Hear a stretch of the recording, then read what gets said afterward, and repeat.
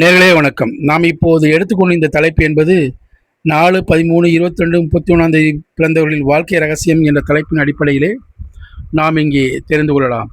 இவர்கள் நல்ல ஒழுக்கமும் பழக்கமும் சிலருக்கு பிறப்பிலே காணப்படும். அதனை தங்களின் பிறந்த எண்களை வைத்து அறிந்து கொள்ளவும் முடியும். இந்த 4, 13, 22, 31ஆம் தேதிகளில் பிறந்தவர்கள் இவர்கள் ராகுவின் ஆதிக்கத்திற்கு உரியவர்கள் ஆவார்கள். திசைகள், வேதங்கள் என சிலவற்றை 4ஆக நாம் காணலாம். இந்த 4ஆம் எண்ணில் ஆதிக்கத்திற்கு உரியவர்களின் குண அமைப்பையும் இங்கே நாம் தெரிந்து கொள்ளலாம். இந்த 4ஆம் எண்ணில் பிறந்தவர்கள் ராகுவின் ஆதிக்கத்திற்கு உட்பட்டவர்கள் ஆவார்கள் என்பதால் அதிக பிடிவாத குணம் இவர்களுக்கு இயற்கையிலே காணப்படும்.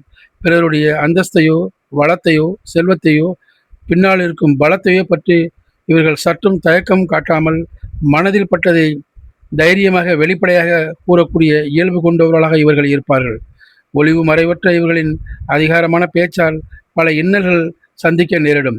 இவர்கள் புரிந்து கொள்பவர்களை மட்டுமே இவர்களை அனுசரித்து செல்லவும் முடியும். புகழிலோ பொருளிலோ அதிகம் ஆசை இவர்களுக்கு இருக்காது. எல்லோரும் தன் கருத்துக்களை புரிந்து கொண்டு பாராட்ட வேண்டும் என்று எதிர்பார்ப்பார்களே தவிர பொதுநல காரியங்களுக்காக தம் உயிரையும் தியாகம் செய்ய தயங்க மாட்டார்கள். எந்த காரியத்தையும் ஒரு முறைக்கு பலமுறை ஆராய்ந்த பிறகே இவர்கள் முடிவெடுப்பார்கள். இந்த 4ஆம் எண்ணுக்குரியவர்கள் கோமேதத்தை அணிய வேண்டும். இந்த கல்லை அணிவதால் உடல் நலம் சிறப்படையும். எடுக்கும் காரியங்களில் வெற்றி செய்யும். தொழில் மேன்மை, செல்வம் செல்வாக்கு உயரும்.